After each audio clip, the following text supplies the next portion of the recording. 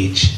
She was 17 months in 1983, and she was baptized. So if you reverse that a little bit, I'm 30 years old today, and I've been in this church before I was actually born, when my mother was shaking her pocketbook at the altar.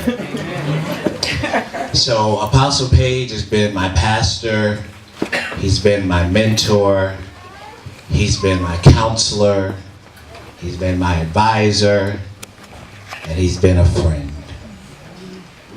And I know sometimes that sounds kind of tough, even though we are ahead of a distance in age, but he's been a friend. And he and I shared a lot of private moments. He said, I'm just telling you this. You just stay between you and I. And I'm certainly going to miss him more than words can even express. But I say to the church, I say to the family, how do we honor him? We honor him by continuously pushing this ministry forward.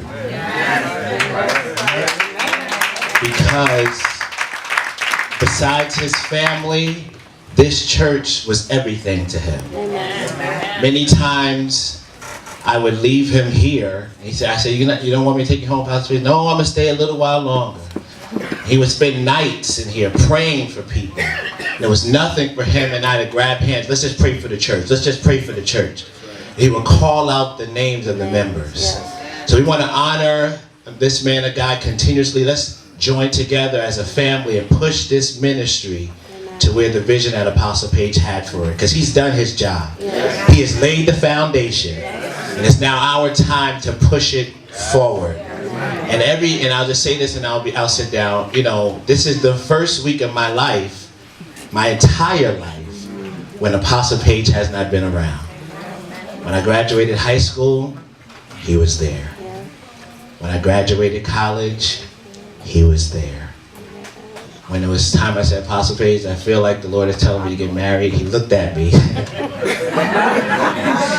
But he married me to my wife, Shawanda. When I had pictures when my mother brought me and he dedicated me to the Lord. And 25 years later, I was able to stand before him with my son. And he dedicated him to the Lord.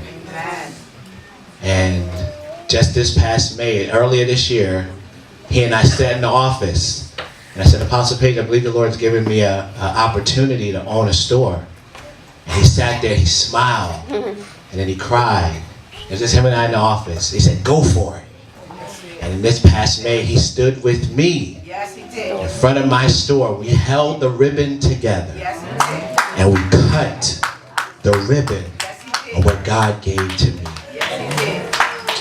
And 2 years ago, he put his hands on me and called me to the office of elder.